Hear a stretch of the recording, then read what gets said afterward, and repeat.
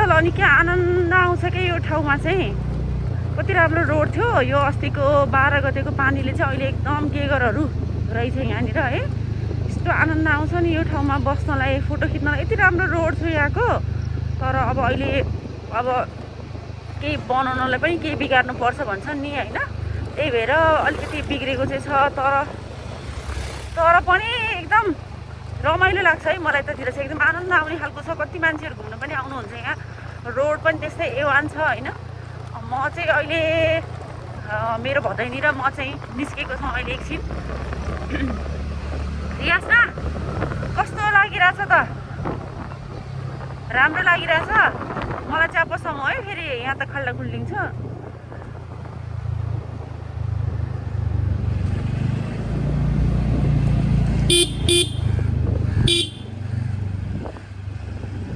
यहाँको यो ठाउँमा चाहिँ एकदम साँघुरो छ क्या रोड होइन। तर एकदम डर लाग्छ मलाई पहिलेदेखि नै यो रोड चाहिँ।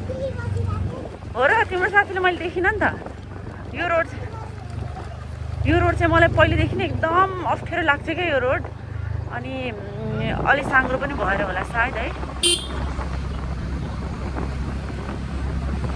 यस्तै हो।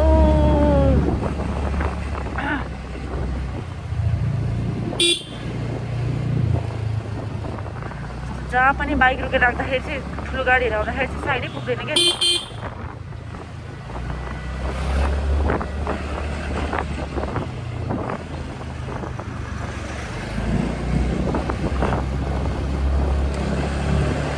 हामी चाहिँ अहिले अब भत्केपाटी जाँदैछौँ किर्तिपुर। अनि त्यहाँबाट चाहिँ हामी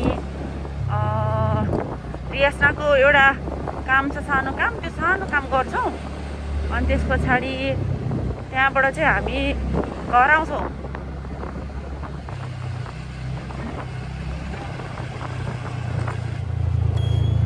यहाँ कस्तो राम्रो रोड छ क्या यहाँको।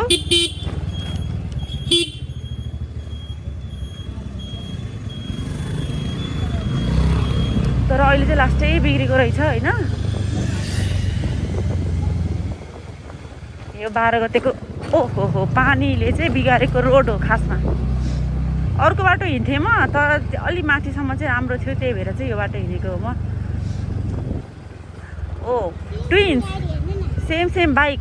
ए स्कुटर। Wow twins.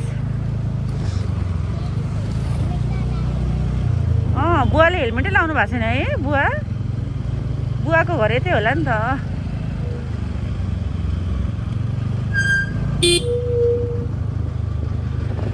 धुलो चाहिँ लास्टै उठ्दो रहेछ हौ यतातिर त। यति त के भन्नु, यो त मेरै घरनिर नै उठ्छ। भए पनि बाटो बिग्रेको भएर होला कि सायद। अब यहाँ अलि साइड दिन पुग्दैन। त्यही भएर हतार चाहिँ गर्दिनँ म। अलि तल गएर साइड पुग्छ भने मात्रै ओभरटेक गर्ने हो। यहाँबाट चाहिँ अलि साइड चाहिँ पुग्दैन क्या। आत्तिनु पर्दैन यस्तो ठाउँमा।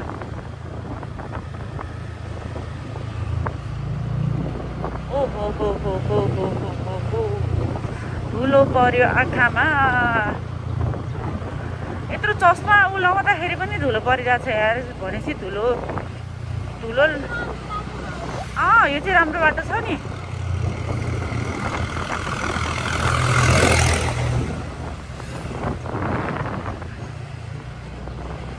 एउटा टेलरमा चाहिँ सानो काम छ हाम्रो। रियाज त टेलर देखेँ कि रात केटी टेलर भनेर भन ल। अनि हामी चाहिँ त्यहाँ ओर्लेर एकछिन काम गरेर हिँड्छौँ।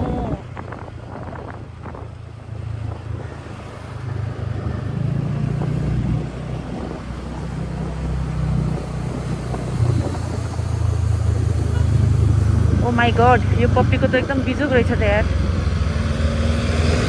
पुरै स्क्याबिज भन्छ नि त्यो लुतोले पुरै इन्फेक्टेड भएको रहेछ है त्यो पप्पी।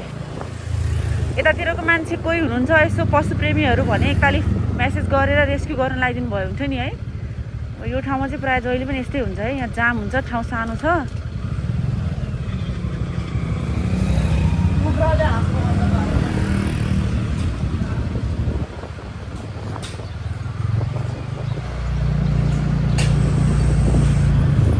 अनि मलाई चाहिँ एकदम खुसी लागिरहेछ है। मलाई कतिजनाले एकदम सपोर्ट गर्नुभएको थियो। कतिजनाले राम्रो छ यताउति यस्तो गर उसो गर योबाट भ्युज आउँछ यताउति भनेर होइन। अब मेरो एकैचोटि 1.5 लाख त कहाँ हुन्छ होइन, हुँदैन। तर मलाई जतिजनाले एकदम सपोर्ट गर्नुभयो उहाँहरूको लागि चाहिँ धेरै धेरै धेरै धन्यवाद दिन चाहन्छु। एकदम खुसी लागेको छ उहाँहरूले सपोर्ट गर्नुभएकोमा। अनि बिस्तारै नै हो अघि बढ्ने चाहिँ होइन। यहाँ टेलर थियो यार कता